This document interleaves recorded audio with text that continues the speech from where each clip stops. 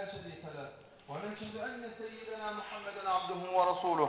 اللهم صل وسلم على رسولنا محمد وعلى آله وأصحابه أجمعين. أما بعد فيا عباد الله اتقوا الله وأطيعوه إن الله مع الذين اتقوا والذين هم محسنون.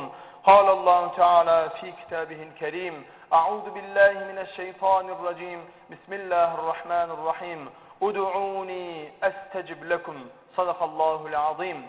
Allah Tebarek ve Teala Kur'an-ı Kerim'de dediği cemaat biz Müslümanlara ud'uni dua edin menden, dilek edin menden estecib lekum cevap vereyin size diye.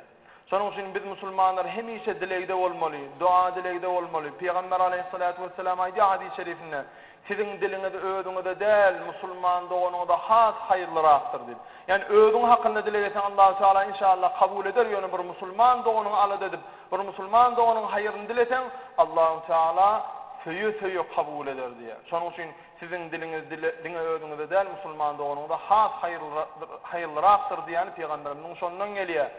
Sonun için biz birbirimize hemişe dua dilek edip durmalı, birbirimiz hakkımızda dua dilek edip vatanımızın, halkımızın, ocaklarımızın, yaş gelen nesillerimizin hayırına dua dilek köp etmeli. Çünkü biz Müslümanların yarağı duadır, dilekdir edeceğim abi.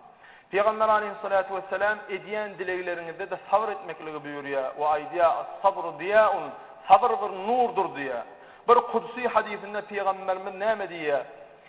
Allah'ın kudsi hadisi yani cemaat hemmeğinin bileyenin hadis olanı Peygamber'in sözü, ayet olanı Allah Teala'nın sözü.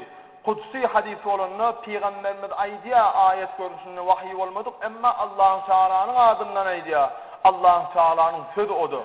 Sonra aydiya Allah Teala men Allah olup bennem bana elini terip menden dilek etse bennemin dileğini boş kaytarmağını Allah olup utanırım diye.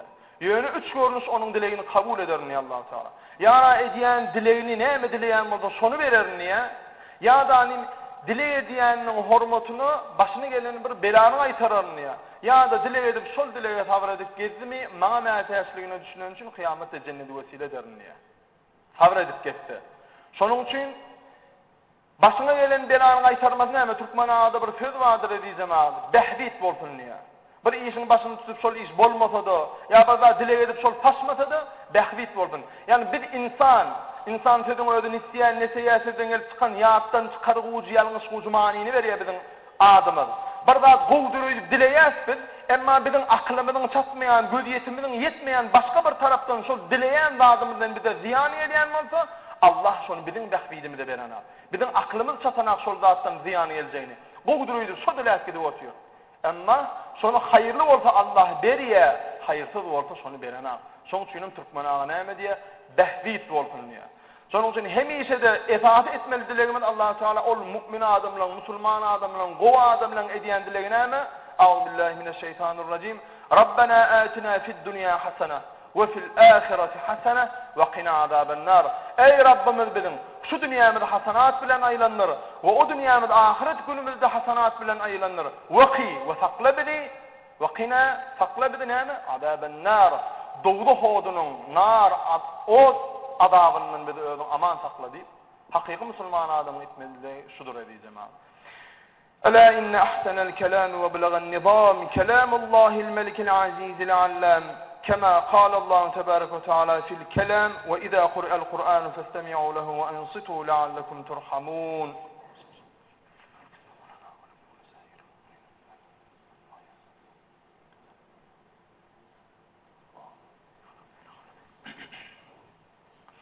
الحمد لله حمد الكاملين والصلاة والسلام على رسولنا محمد وعلى آله وأصحابه أجمعين تعظيما لنبيه وتكريما لصفيه فقال عز وجل من قائل مخبرا وآمرا إن الله وملائكته يصلون على النبي يا أيها الذين آمنوا صلوا عليه وسلموا تسليما اللهم صل على محمد وعلى آل محمد كما صليت على إبراهيم وعلى آل إبراهيم إنك حميد مجيد اللهم بارك على محمد وعلى آل محمد كما باركت على إبراهيم وعلى آل إبراهيم إنك حميد مجيد برحمتك يا أرحم الله.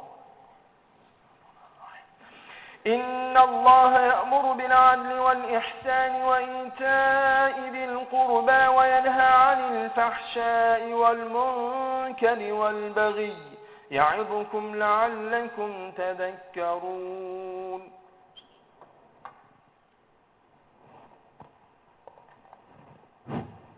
الله أكبر الله أكبر الله أكبر الله أكبر.